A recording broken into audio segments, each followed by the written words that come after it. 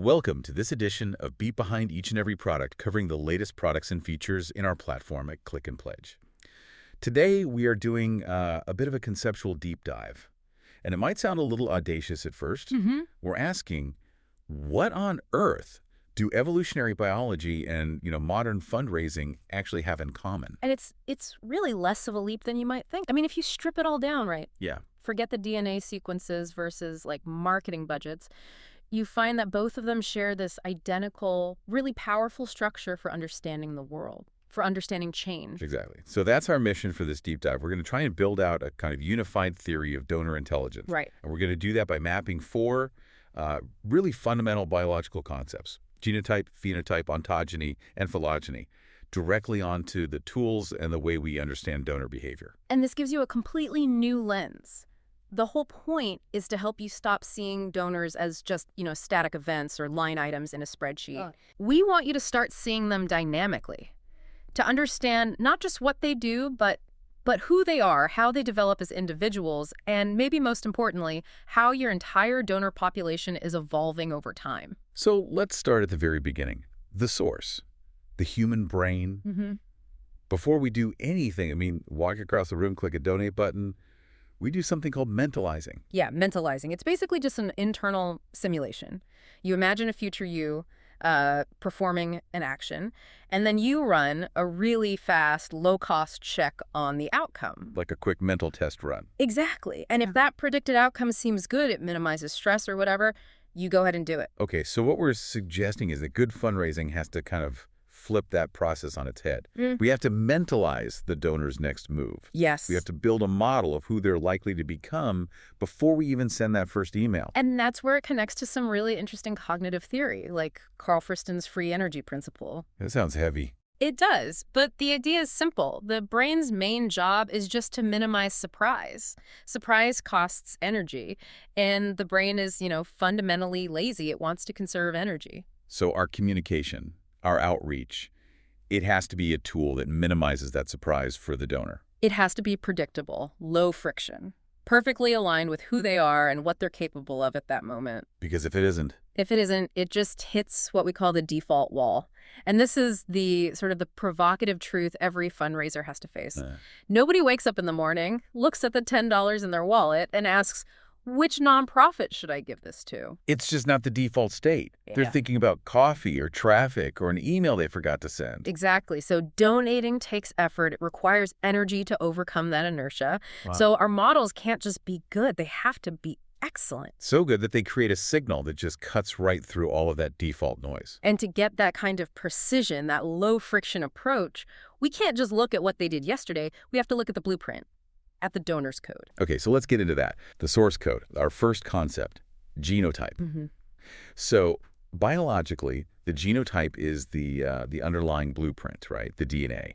It's the latent potential of what something could be. And we map this directly onto the Bene Score in our platform. It's really a perfect analogy because the Bene Score isn't the action. Right. It's the propensity that's encoded underneath. It's capturing the donor's capacity and their likelihood to act before they even do anything. So we're calling the score a behavioral genotype.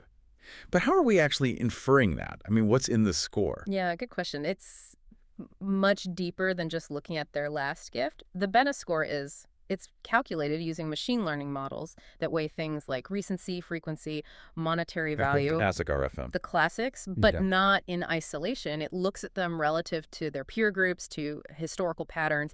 It's using all of that to infer the strength of the relationship, to quantify that potential. Okay, so genotype is the what if, the potential. That brings us to the second concept then, phenotype. So if the genotype is the blueprint for a building, the phenotype is the building itself, the visible thing. Exactly. It's the expression of that blueprint when it interacts with the world. So for fundraising, we say the phenotype is the donor action. The thing you can actually see and measure. The observable behavior. It's the gift, yes, but it's also the email open, the event RSVP, or, and this is a critical one, the unsubscribe. All of those are measurable behaviors. And the whole point of this model, the reason we care about modeling the latent genotype, the Bene Score, is to get better at predicting the observable phenotype, the action. Okay, so let me ask a question here.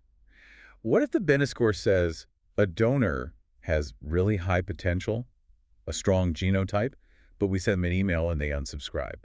A really negative phenotype. Yeah. Does that mean the Bene Score was wrong? Not at all, actually. And that's the beauty of this analogy. A negative phenotype often means the genotype was right. They had high potential for engagement, but the environment was wrong. Ah, so our communication was the problem. Your appeal, your subject line, maybe just the time of day you sent it. The phenotype failure tells you to adjust the external input, not necessarily that the underlying potential was wrong.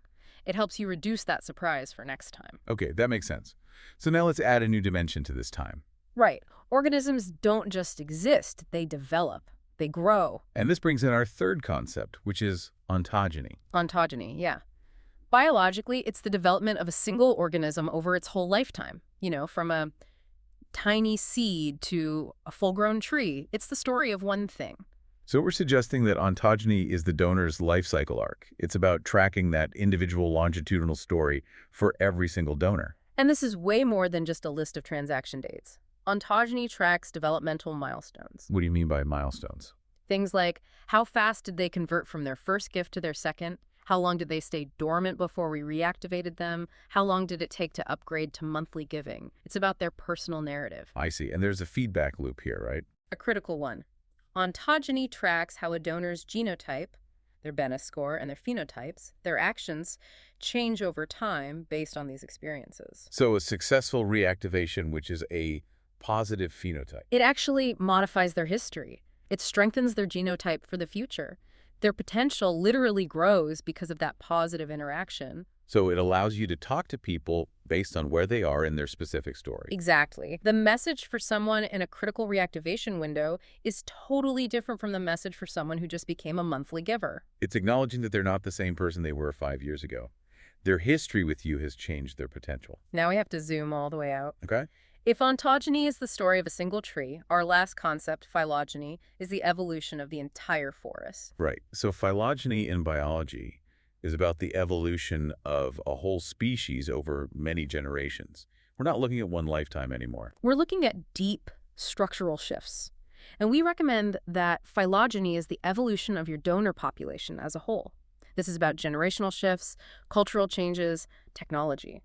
So what would that look like in practice? What are we tracking? You're tracking multi-year trends, like the big migration from direct mail to mobile-first giving, or how quickly your specific donor base is adopting something new, like QR codes compared to 5 years ago. Or even shifts in expectations. That's a huge one.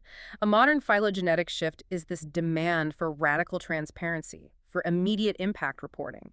Younger donors expect to know right away where their money went. And if your organization doesn't evolve to meet that expectation, The whole species of donors you serve might, go extinct or at least migrate somewhere else. So understanding phylogeny is really about long-term strategic planning. It answers the big questions. They're really big questions, like if we're setting our budget for the next 5 years, which communication channels are dying out and which ones are just starting to emerge? It's about anticipating those huge shifts, not just reacting to them. Exactly. So you're not just looking at a dip in web gifts this quarter. You are planning for a generational change in how people give. You're asking, what is our entire donor community, our species, evolving into? Okay, so let's try and bring all four of these layers together. It seems when we move past just looking at transactions, we can build a much more robust predictive model. We can.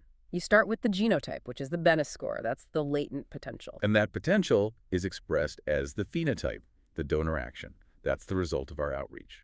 Then ontogeny tracks the whole individual life cycle arc for that one donor, and it shows how their actions over time modify their potential. And finally, phylogeny zooms out and tracks the long-term donor base evolution, which helps us plan for the future. And that's the real payoff. When we use mentalizing, the free energy principle, and these biological layers, we make the leap. From just describing what happened to actually predicting what will happen. We shift from a world where we just react to past donor actions, the phenotype, to a world where we can anticipate them because we understand the genotype.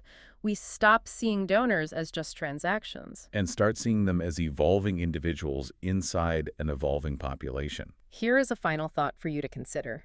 If the goal of fundraising intelligence is to reduce surprise for the donor, perhaps the true measure of our success is the moment when the donor's action perfectly validates our prediction, making the transaction feel like an effortless inevitability. For more information about this and all Click and Pledge products, make sure to visit clickandpledge.com and request for a one-on-one training or demo.